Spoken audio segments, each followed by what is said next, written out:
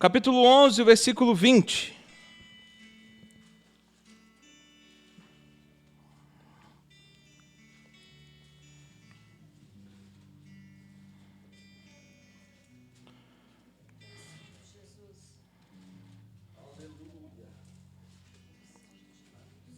Todos acharam? Diz assim: quando Marta soube que Jesus estava chegando, foi ao seu encontro. Maria, porém, ficou em casa. Marta disse a Jesus: se o Senhor estivesse aqui, meu irmão não teria morrido. Mas sei que mesmo agora Deus lhe dará tudo o que o pedir. Jesus lhe disse: seu irmão vai ressuscitar. Você pode repetir comigo? Seu irmão vai ressuscitar. Sim, respondeu Marta. Ele vai ressuscitar quando todos ressuscitarem no último dia. Então Jesus disse: eu sou a ressurreição e a vida. Quem crê em mim, ainda que esteja morto, viverá. Quem vive e crê em mim, jamais morrerá. Você crê nisso, Marta? Sim, Senhor, respondeu ela. Eu creio que o Senhor é Cristo, o Filho de Deus, aquele que veio ao mundo da parte de Deus. Somente até aqui, irmãos. Podem se assentar. Irmãos, eu quero começar falando para você, esse texto ele vai tratar sobre a história de Lázaro. Lázaro, um amigo muito próximo de Jesus. Mas naquele momento, acontecia algo na casa deles que estava tirando a paz deles. Lázaro estava acometido de uma forte doença, no qual ele em breve iria morrer. E muitas das vezes, a doença que nós estamos vivendo está nos matando dia após dia. Eu quero falar para você hoje sobre gigantes. E existe um ditado popular, e eu quero que você fale comigo: para tudo se tem jeito nessa vida, menos para... Para tudo se tem jeito nessa vida, menos para... Mas eu quero dizer para você que para Jesus, nem a morte, para tudo ele consegue, até quando o assunto é morte. O apóstolo Paulo vai nos dizer assim, onde está, ó morte, o seu furor? Porque a morte perdeu o respeito que se tinha por ela. Quando Jesus nasceu, a morte tremeu de medo ao ver Jesus nascendo. Mas eu quero entrar em detalhes para você dentro deste texto aqui. Para quem não sabe, Lázaro era irmão de Marta e de Maria. Eram 3 irmãos que tinham uma relação muito próxima com Jesus. Tanto que, se nós olharmos o início desse texto, vai dizer assim, Maria manda uma mensagem para Jesus dizendo: o teu amigo, a quem tu amas, está muito doente. Ou seja, havia uma intimidade com ele. Lá em Lucas, capítulo 10, versículo 38, nós vamos ver sobre acerca de uma mulher que derramou um perfume aos pés do Senhor.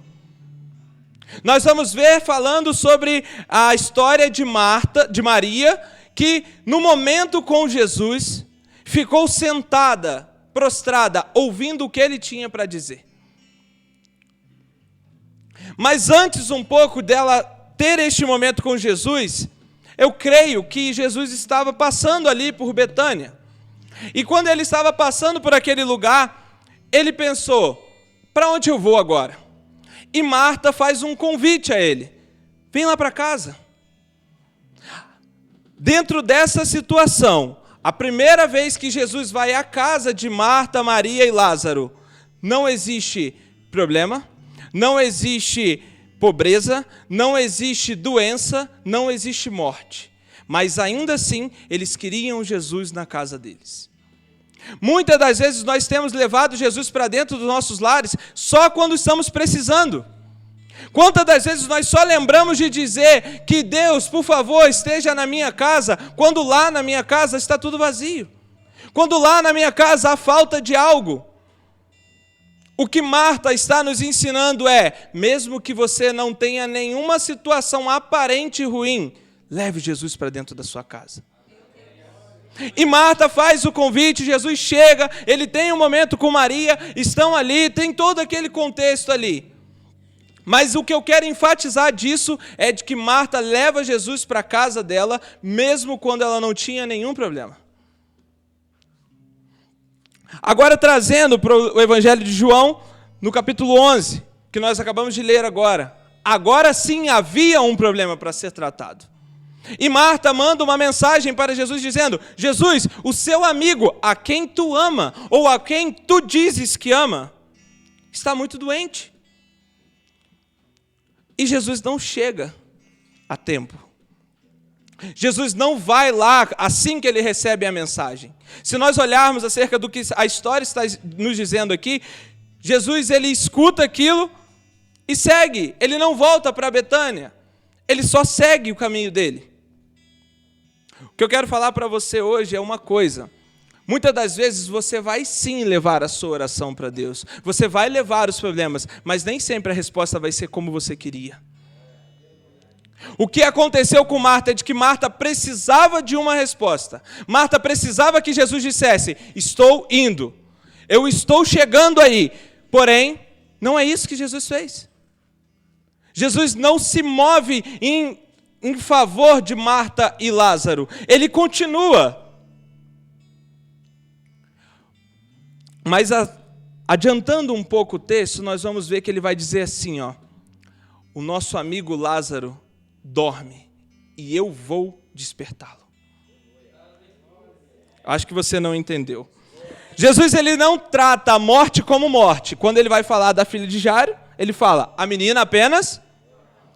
Então, para Jesus, o que ele está dizendo? É que para ele, tão natural quando despertar alguém que está dormindo, é dar vida àquele que está morto. O que Jesus está deixando bem claro e evidente aqui nesse texto é o seguinte, é que olha só, talvez você vai ter que passar por um momento ruim, mas não ache que acabou. Ainda não acabou. Ainda não acabou. E Marta, no meio daquilo tudo, eu imagino ela sozinha, dizendo: poxa, eu falei com Jesus, ele disse que viria, ele disse que iria me ajudar, ele nos ama. Ele nos ama. Quantas das vezes nós nos decepcionamos com pessoas que nos dizem que nos amam? E por muitas das vezes, quando nós estamos nos sentindo sozinhos, nós começamos a achar que Deus não nos ama. Só que a resposta dele para você muitas das vezes baseia o amor com o patrocínio, com a benevolência, com as coisas boas que ele me dá. Eu aceito o amor de Deus quando aquilo que eu quero acontece. Mas quando não acontece, eu começo a achar que Deus não me ama. O que Deus está querendo dizer hoje é o seguinte: eu não preciso provar que te amo, eu já provei que te amo. Você precisa passar a acreditar que eu te amo. João 3,16 vai dizer o texto mais conhecido da Bíblia, que fala assim, ó: porque Deus amou o mundo de tal maneira. E o vocábulo de tal quer dizer o seguinte: não conseguimos definir. Não podemos definir quanto que ele te ama, mas ele te ama. Ou seja, não fique perdendo tempo achando que Deus não te ama. Saiba, ele te ama e já provou que te ama, enviando o filho dele em seu lugar. O que você precisa fazer é passar a acreditar que ele te ama. É passar a acreditar que ele ainda tem a resposta para a sua vida, mesmo que o silêncio está acontecendo. Muitas das vezes nós estamos aqui e não estamos nem prestando atenção no que estamos cantando. Mas por muitas das vezes nós do Ministério de Louvor já cantamos aqui, ó: eu te busco, te procuro, ó Deus, no silêncio tu estás. E muitas das vezes estamos em casa: meu Deus, por que o Senhor não me responde? Por que esse silêncio, Senhor? Proclamamos dizendo que no silêncio ele está, mas reclamamos do silêncio de Deus.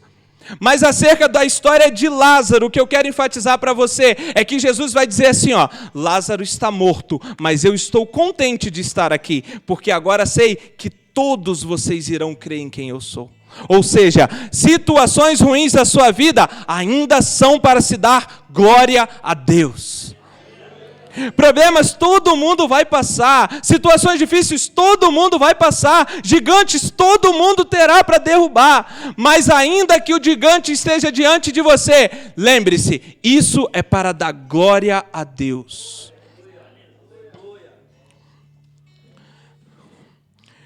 Acerca da história o que o texto vai nos dizer que vai acontecer. Jesus, ele tem o seu compromisso com a palavra. Repete comigo, Jesus tem compromisso com a palavra. E se ele tem compromisso com a palavra, aquilo que ele disse vai se cumprir. Assim como foi lido aqui no início do culto, ele não é homem para que minta, nem filho do homem para que se arrependa. Ou seja, se saiu de Deus uma palavra sobre a sua vida, ela vai acontecer. Independente do que a realidade está te dizendo, a palavra de Deus para você é maior do que isso. Afinal, céus e terras hão de passar, mas a palavra permanecerá. E a palavra de Jesus para Lázaro era assim, ó: Lázaro dorme, mas eu vou despertá-lo. Em outras palavras, Jesus estava dizendo assim, ó: Lázaro está morto, mas eu vou ressuscitá-lo. O que eu quero que você entenda é que se Deus derramou uma palavra sobre você, é que se saiu uma palavra de Deus sobre você, saiba, isso vai acontecer, porque Ele não vai voltar atrás da palavra dEle. Ele não erra nunca. O gigante está grande, a situação está difícil, o mar está revolto, eu não sei mais para onde ir, eu não sei o que fazer, mas ainda há uma palavra. Eu estou vendo a tempestade, as ondas fortes estão batendo, e eu começo a olhar para o mar e vejo um fantasma, mas como o apóstolo Pedro nos ensina: Senhor, se és realmente tu, mande que eu vá aí. Por quê? Porque a palavra de Deus tem poder. E quando a palavra disse, vem, ele começa a andar por cima das águas. Mas saiba ouvir a palavra que vem de Deus. O compromisso dele é cirúrgico com a palavra dele. Então, se saiu uma palavra para você, meu amigo, pega essa palavra para você e comece a entender, porque por mais que esteja demorando, vai se cumprir. Com Lázaro foram 4 dias, e 4 dias para o judeu, depois de um sepultamento, era como se não houvesse mais chance. Em 3 dias eles ainda entendiam que a alma estava ali, mas com 4 dias acabou as esperanças. Talvez, eu não sei como que você chega aqui, mas talvez você tenha chegado pensando: acabou as minhas esperanças sobre tal coisa, acabou as minhas esperanças sobre tal assunto. O que eu quero dizer para você é que se tem uma palavra de Deus, não importa o tempo que passou, vai se cumprir. E o curioso disso tudo é que a palavra já havia sido lançada. Mas ainda assim, para animar a fé dos apóstolos, Jesus chama-os para ir. E eles ainda dizem que não querem. Quando Jesus fala assim, ó: nosso amigo Lázaro está dormindo, vamos que eu vou despertá-lo. Os discípulos falaram assim: mestre, se ele está dormindo, deixe que desperte naturalmente. A visão limitada, muitas das vezes, vai querer colocar Deus dentro de uma caixinha. Às vezes a nossa visão carnal está nos impedindo de ligar o que é espiritual de Deus para a nossa vida. E os discípulos estavam assim. Se nós olharmos o contexto do que estava acontecendo, eles tinham acabado de ser expulsos de Betânia. Então eles não queriam voltar por conta do medo. Ou seja, o medo começa a tentar pará-los. Mas Jesus estava ali. Jesus tinha dado uma palavra naquele momento. E a palavra dele era de que ele iria fazer. E se ele disse que ele iria fazer, ele vai fazer.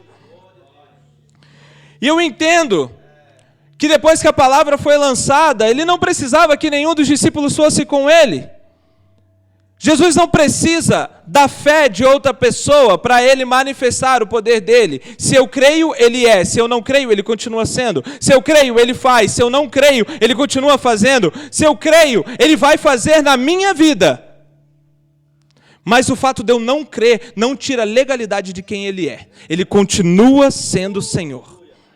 Ainda que eu não creia, ele continua sendo o Senhor. Porém, para eu poder ver isso acontecer na minha vida, é necessário que eu tenha fé. Por isso que Jesus disse: o seu irmão há de ressuscitar. Você crê nisso? Você crê que Jesus pode acabar com o seu problema? Você crê que ele é a solução para o seu problema?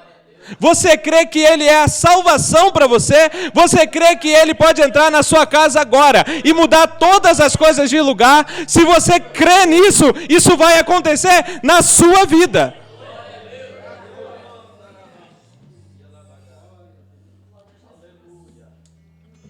No entanto, Jesus ele fala com os discípulos e anima os discípulos dizendo: vamos, que vocês precisam ver o que eu irei fazer lá.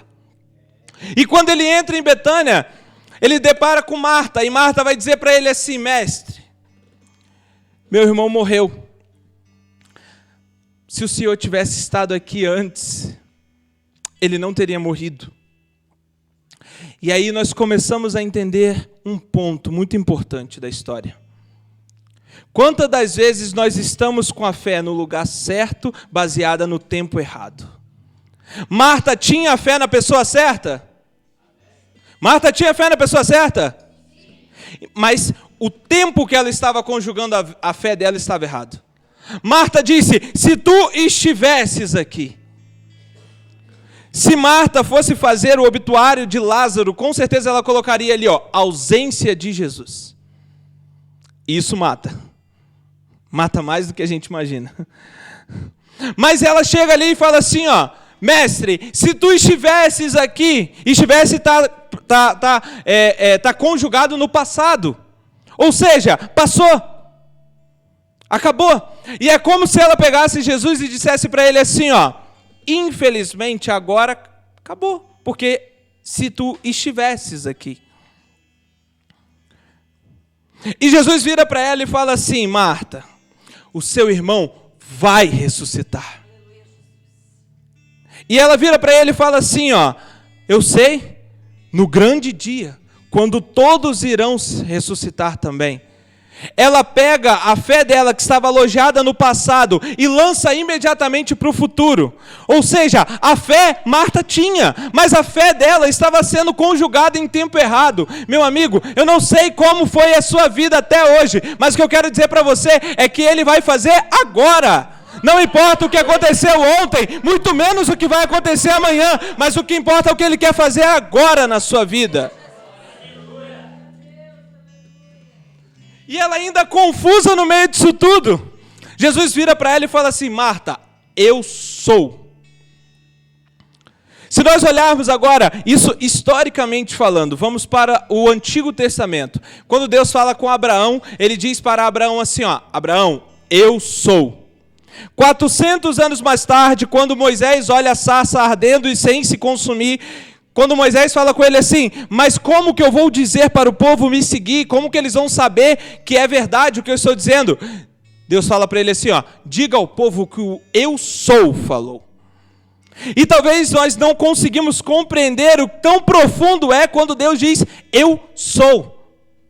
Para Moisés eu entendo que ele estava dizendo assim: Moisés, eu sou tanta coisa que em meia hora de sarça você não vai entender o que eu sou. E agora eu quero falar para você, Ele é tanta coisa para você que aqui na pregação não dá para eu dizer tudo o que Ele é. Ele está dizendo para Moisés assim, Moisés, eu sou a sandália que não se desgasta, eu sou a roupa que não se consome, eu sou o maná caindo todas as manhãs, eu sou a coluna de fogo te protegendo de noite, eu sou...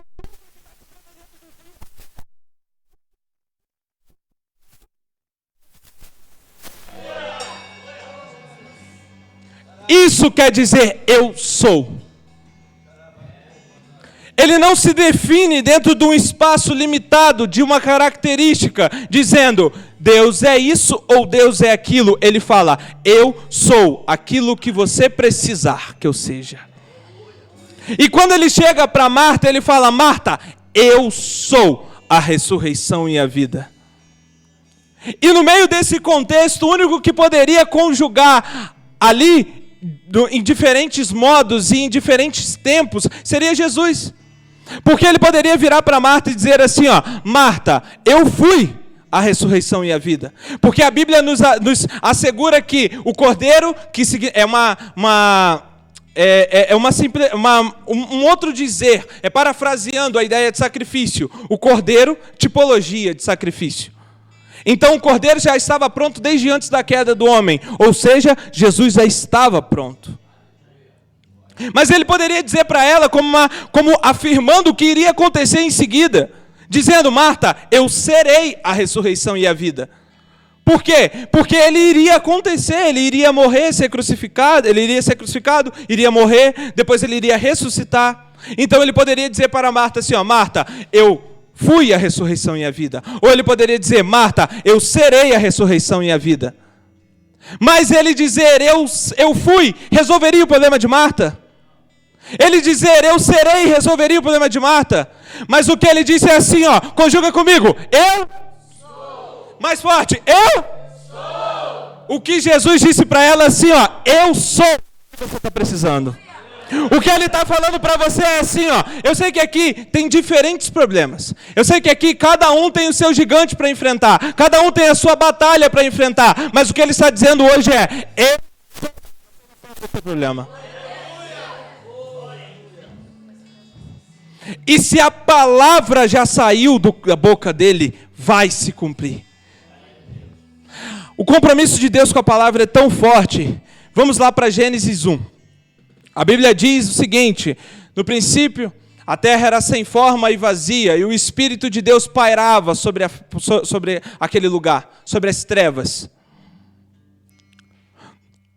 E aí vem o momento que é tão importante da palavra, porque o texto vai continuar e vai dizer assim, ó: e Deus disse que haja luz, e Deus disse: haja luz, e houve luz. Houve manifestação de fé lá em Gênesis 1? Houve alguém que disse amém quando Deus disse haja luz? Alguém disse eu creio quando Deus disse haja luz? Se a palavra saiu da boca dele, nem importa se você crê ou não crê, vai acontecer.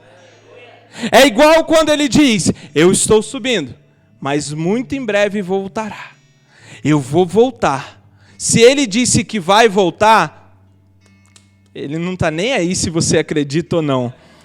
Mas se eu fosse você, passava a acreditar. Porque ele vai voltar. A palavra dele vai se cumprir. E nós, quando começamos a entender o peso da palavra de Jesus, ele acabou de dizer para Marta assim, ó: Marta, eu sou.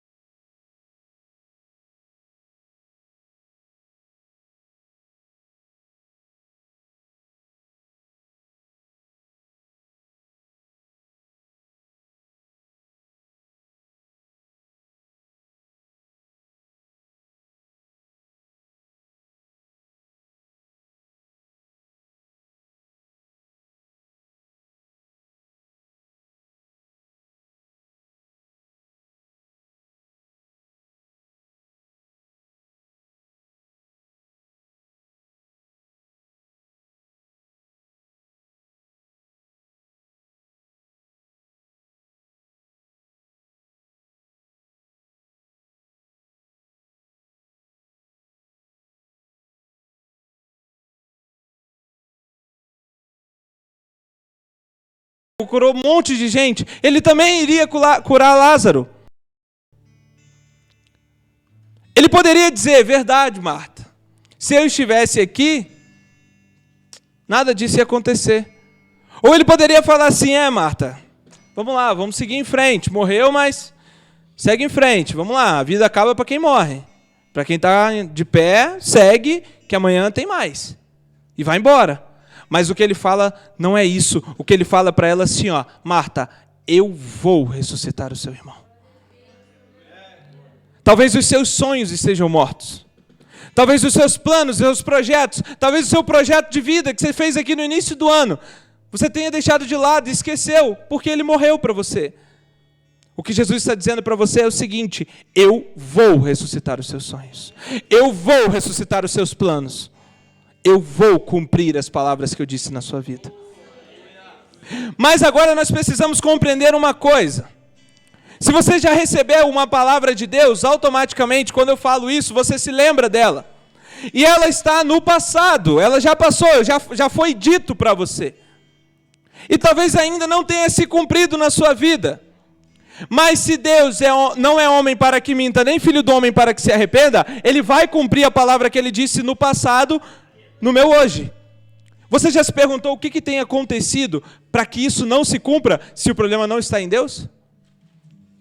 Se o problema não é que Ele não vai cumprir, por que não está acontecendo na minha vida hoje?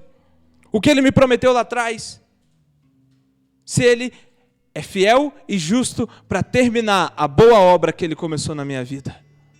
Por que não está acontecendo? Aí entra o seu papel nisso tudo. Até então nós estamos falando de Jesus, de Deus. Palavra e o que Ele disse não depende nem de você. Mas aí entra o papel da fé. Porque quando eu creio, eu vejo as promessas dele se cumprirem na minha vida. Eu vejo ele se cumprir, as promessas que ele disse dentro da minha casa. Eu vejo as coisas começando a ser colocadas no lugar. Porque sem fé é impossível agradar a Deus. E ainda que ele não precise da minha fé para nada, Ele ainda me dá o privilégio de ter fé nele e ver aquilo se cumprindo dentro da minha casa. Talvez você não está entendendo o porquê que me foi entregue quando eu era pequeno.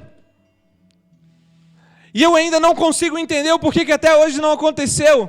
Será que você tem sido uma ponte que liga o que te foi entregue no passado com o que vai acontecer no futuro? Ou você tem sido um abismo que separa isso tudo? Imagina se Marta, depois de ter conversado isso com Jesus, e quando Jesus disse assim, vamos até o túmulo. E ela dissesse, não, já tem 4 dias. E quando ele dissesse, role a pedra, e ela falasse, não. Meu irmão não, deixa ele lá. Se você quisesse, você tinha vindo antes, se você quisesse, você tinha feito antes, você não precisava ter vindo, você chegou depois e está querendo agora que a gente abra. Não. Imagina se a palavra foi lançada no passado, e para ela se cumprir no futuro, precisava da ponte. E qual é a ponte? A obediência. Aonde você tem se colocado entre a palavra que foi lançada para você no passado e as promessas que irão se cumprir no futuro? Será que a sua obediência com Deus tem sido sincera e verdadeira? Ou será que tem sido só aquela máscara, aquela fantasia? Será que a sua vida com Deus tem sido regada a uma intimidade com Ele, assim como Marta, Lázaro e Maria? Ou será que a sua vida com Ele está sendo assim, quando eu precisar eu vou. Agora está tudo bem, agora está tudo maravilhoso. Eu não preciso ler a Bíblia, eu não preciso jejuar, eu não preciso orar, eu não preciso fazer nada, porque está tudo dando certo. A minha vida está de vento em polpa. Será que você vai ter que esperar as ondas começarem a entrar dentro do barco para despertar Jesus? Será que você vai ter que começar a ver as coisas ruírem do seu lado para sair ao encontro dele? Será que alguém da sua casa vai precisar ser tocado para que você comece a gerar fé? Ou será que você vai se posicionar dizendo, não, agora eu quero ser a ponte que liga as promessas para o cumprimento de todas elas? A partir de hoje, eu quero sair com uma postura diferente, sabendo que me foi entregue e irá se cumprir. E eu vou estar no lugar certo para viver isso. Muitas das vezes a nossa vida tem sido assim. Sabemos o que vai acontecer, Deus já nos revelou o que vai acontecer, Ele já nos disse como iria acontecer, mas estamos assim, agora que Ele já me entregou, não preciso fazer mais nada. Deus já falou que vai fazer, vai fazer. E sim, se Ele falou que vai fazer, Ele vai fazer, mas se você não se posicionar, não na sua vida, na vida da pessoa do seu lado. Quantas vezes nós vemos pessoas que entram, se desenvolvem, vai rápido, cresce, o ministério estoura e ele vai embora. Porque são pessoas posicionadas com o que Deus entregou e dispostas a viver aquilo que foi entregue. São pessoas que estão dizendo assim, ó, tá bom, eu vou ter que abrir mão de tudo, mas eu abro, mas eu não vou abrir mão da promessa de Deus na minha vida. Eu posso perder tudo, eu posso deixar tudo, eu tenho que abrir mão de tudo, eu tenho que queimar as carroças, eu tenho que queimar as minhas coisas, mas jamais eu deixarei de viver o que Deus sonhou para a minha vida. Existe uma ministração a Bispa Sônia, que eu acho muito boa, e ela fala assim, eu vou querer tanto a vontade de Deus, mas tanta vontade de Deus, mas tanta vontade de Deus, que ela vai passar a ser a minha vontade e, por coincidência, a vontade de Deus. De tanto que eu vou querer a vontade dele. Só que muitas das vezes eu quero viver o que ele me prometeu sem abrir mão das minhas vontades. Sem abrir mão dos meus caprichos, sem abrir mão dos meus luxos, sem abrir mão das coisas que eu conquistei. Só que para quem quer viver milagre, precisa abrir mão das coisas materiais. Quem quer viver o sobrenatural de Deus, precisa abrir mão do que é natural. Quem quer viver no centro da vontade de Deus, precisa se posicionar. Assim como Marta, que ainda, coitada, não estava entendendo o que Jesus estava dizendo, mas ainda assim disse, vamos embora. O senhor quer ir lá onde ele foi sepultado? Vamos lá. É para abrir? É para rolar? Não, vai lá. Ó, tá cheirando mal. Não, pode rolar mesmo assim. Tá bom, então vamos. Por quê? Porque é necessário se posicionar para viver o milagre. É necessário se posicionar para começar a viver o sobrenatural de Deus. E aí Jesus chega na frente do sepulcro. E todos já estavam ali. E aí entra um outro fator, que muitas das vezes as guerras que você está passando é para que as outras pessoas olhem para você e comecem a acreditar no poder de Deus na sua vida. Porque a luta vem, mas quando a vitória chega, as outras pessoas vão olhar e vão dizer assim, nossa, ela passou, ela sofreu, foi espremido, mas aguentou até o final. Então muitas das vezes isso vai acontecer com você, e foi isso que aconteceu na vida de Lázaro, na vida da família dele. Jesus chega para fazer a oração e ele fala assim, ó, Pai, eu falo contigo porque eu sei que tu me ouves. Embora sempre me escute. Mas agora eu falo em voz alta para que todos eles acreditem no que vai acontecer aqui. Ou seja, o que Deus está fazendo? Ele está pegando a vida de Lázaro e usando ela de exemplo para que as outras pessoas possam olhar e crer que ele é o Filho de Deus. E trazendo agora para dentro da nossa realidade, muitas das vezes os problemas que você está passando, as situações que você está passando, Deus está mostrando para pessoas do seu lado, que ainda não acreditam, as pessoas que ainda duvidam que Ele é Deus. O mar está revolto, a onda está batendo, a vontade de desistir é grande, mas a vontade de permanecer é muito maior.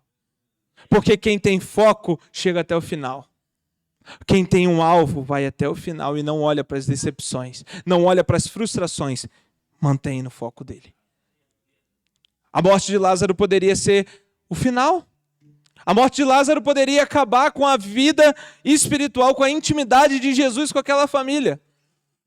A morte de Lázaro poderia ruir com todo o legado que Jesus construiu em Betânia.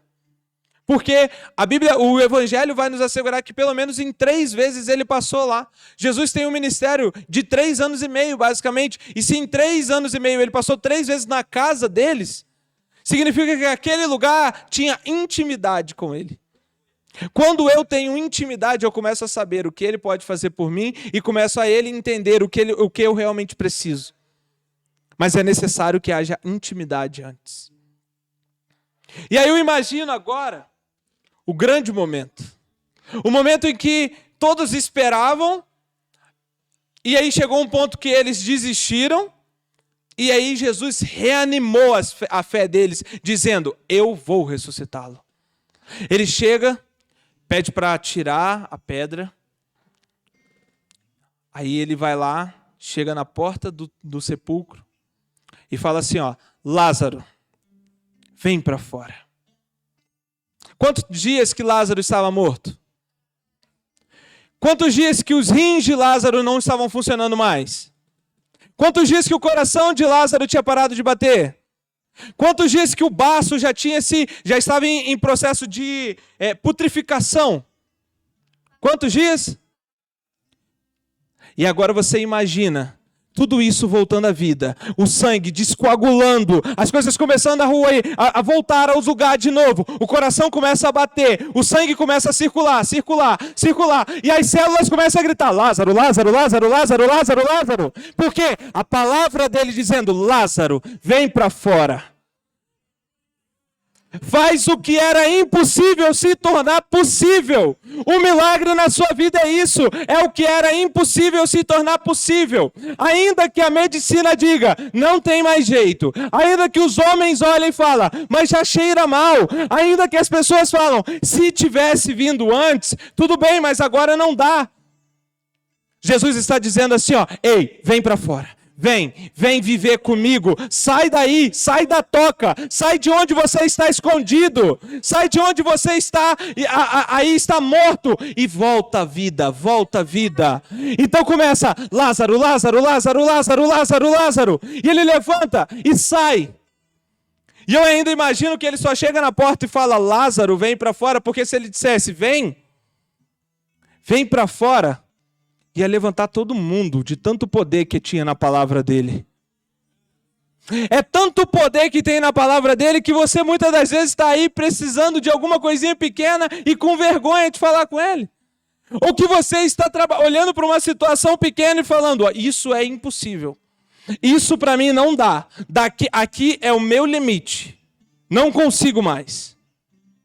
Ele está dizendo para você assim, ó, ei, deixa comigo, porque eu estou indo aí trazer vida de novo aí nesse lugar. Eu estou indo aí trazer vida para os seus sonhos, eu estou indo aí trazer vida para os seus planos, eu estou indo aí. Eu estou entrando na sua casa agora e mudando as coisas de lugar. Eu estou agora entrando dentro do coração das pessoas e restaurando. Eu estou entrando agora dentro do seu coração e fazendo ele bater novamente. Eu estou agora ressuscitando o seu espiritual que está abalado. Eu estou...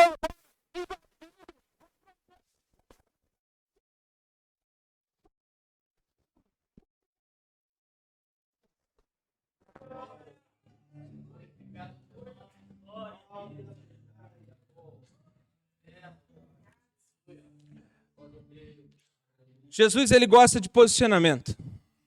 Ele gosta de quem realmente está afim de viver aquilo. Ele chega para o homem da mão mirrada e fala para ele assim, ó, vem para o meio. Ele chega para a mulher que estava corcunda e fala para ela assim, ó, vem para o meio, levanta e vem para o meio. Ele chega em várias situações e tira a pessoa do lugar. Ele tira da zona de conforto e traz para a evidência. Para mostrar que ele é Deus na sua vida. Muitas das vezes ele vai te tirar da zona de conforto e vai te levar para uma zona de conflito, mas é para ali ele te mostrar que ele é o eu sou da sua vida. Com Lázaro, quando Jesus fala assim, ó, Lázaro, vem. E Lázaro começa a dar os primeiros passos, e eu imagino como a emoção daquele lugar começou a ficar. Um homem que nós vimos morto agora está de volta à vida. Um homem que nós vimos ali andando, que já não tinha mais solução. Que nós já tínhamos desistido dele. Talvez dentro da sua casa tenha alguém que você tenha desistido. Talvez no seu trabalho tenha alguém que você tenha desistido. Talvez na sua escola tenha alguém que você tenha desistido. Talvez você tenha desistido de você mesmo. E ele está dizendo assim, ó, eu ainda não desisti. Eu ainda não desisti. E quando eu começar a operar, ninguém vai impedir. Porque quando eu começo a agir, nada pode parar. Então o que ele está dizendo para você nessa noite é isso. Por mais que a realidade está te dizendo que não tem vida ainda. Ainda tem solução. O gigante é muito grande, eu não vou conseguir. Eu não estou preocupado com isso. Eu estou preocupado com a sua fé para eu fazer na sua vida. Fazer eu sou poderoso para fazer, mas para fazer na sua vida eu preciso que você creia antes. E não importa o que a realidade está dizendo, não. A realidade daqueles ali era a pior das realidades. Ele estava morto. E não era morto recente, era um morto de 4 dias já.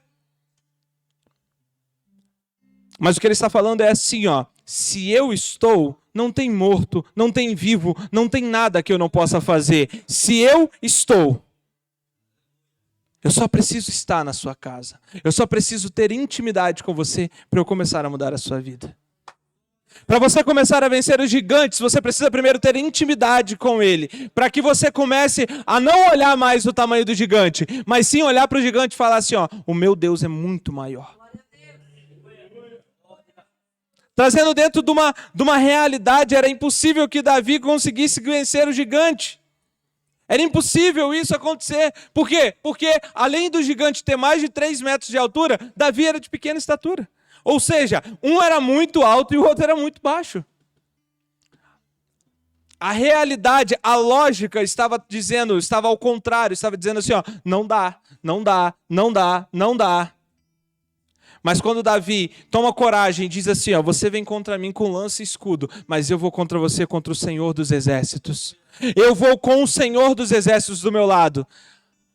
Aí uma pedrinha é capaz de derrubar um gigante. Aí uma situaçãozinha que você acha que, meu Deus, olha o tamanho disso tudo, você começa a olhar e fala assim, peraí, dá para resolver. Quantas das vezes nós passamos por situações que nós achávamos, não dá. Acabou, é o fim, não dá, não sei como resolver isso. E de repente aquilo vai clareando na sua mente, vai clareando, vai clareando, vai clareando. Por quê? Porque no momento em que você reconheceu que você não conseguia mais, entregou na mão de Deus, você cumpre aquilo que Paulo estava dizendo. Quando eu penso que estou forte, que eu sou fraco, mas é o poder dele se aperfeiçoa na minha fraqueza. O poder dele começa a crescer em mim na minha fraqueza. Então, quando eu vejo que eu sou pequeno, é que ele começa a ficar maior e maior na minha vida. Quando eu vejo que eu não sou nada, é quando ele começa a agir para mim. E depois que tudo isso aconteceu na vida de Lázaro, eles já tinham um milagre, eles já tinham a bênção que eles precisavam. O gigante já estava caído. O problema deles já havia sido solucionado. E eu tenho certeza que eles saíram dali dando glórias e glórias e glórias a Deus. Porque o problema na nossa vida é para a gente dar glória. A situação difícil é para a gente dar glória. As coisas embaraçosas que nós passamos é para a gente dar glória a Deus. Abraão é renovado dando glória a Deus. Por quê? Porque quando eu dou a glória a Ele, as coisas começam a acontecer ao meu favor. Porque já não é mais para mim, é para Ele. E porque dele, por ele e para ele são todas as coisas. Então toda a honra e toda a glória tem que ser dada para Jesus. Toda a honra e toda a glória tem que ser dada a Deus. É tudo para ele. Até as situações difíceis da nossa vida. Eu preciso dar glória para Deus. E assim, como a situação de Lázaro, parecia que não tinha mais jeito. Parecia que não tinha mais solução. Parecia que as coisas já tinham se ruído. Parecia que tudo tinha se acabado. Parecia que não tinha mais jeito de chegar a lugar nenhum. A perspectiva já tinha se acabado. A realidade comeu a perspectiva deles. Mas o que Jesus ensina-nos é que, por mais que já tinha 4 dias, Ele ainda é fiel para trazer de volta a vida. Assim como está escrito, porque aquele que crê em mim, ainda que esteja morto, viverá. Se você acredita nessa palavra, começa a reagir isso agora. Se você realmente acredita que aquele que está nele não vai morrer, os meus sonhos não serão frustrados, a minha realidade não diz o que eu sou, porque o que diz o que eu sou é o que ele fala ao meu respeito. A realidade não tem poder sobre a minha vida. Por quê? Porque agora Ele está no meu barco. Ele está na casa. E Ele tem uma promessa sobre a sua vida. Ele tem uma palavra lançada sobre a sua vida. Não seja ponte, não seja abismo, seja uma ponte. Não seja aquilo que vai parar a promessa de Deus da sua vida, mas seja aquilo que vai fazer cumprir as promessas de Deus da sua vida. Se posicione para Ele, se coloque na presença dEle e diga: Senhor, eu preciso do milagre, eu estou precisando que o Senhor faça isso, eu preciso que o Senhor agora traga de volta à vida os meus sonhos e os meus planos que eu deixei morrer, que eu deixei para lá, que eu deixei de lado. O meu ministério que eu deixei de lado, a minha família que eu deixei de lado, as coisas da minha vida que eu deixei de lado. Eu preciso que o Senhor entre agora e comece a operar, e comece a agir, e comece a trazer de volta a vida, e comece agora a fazer com que tudo volte para o lugar, as coisas voltem para o lugar. Mas assim como o salmista Davi nos diz, uma coisa pedi ao Senhor, e a buscarei. Que nós possamos aprender que tudo o que nós estamos pedindo ao Senhor, nós venhamos buscar de todo o nosso coração também.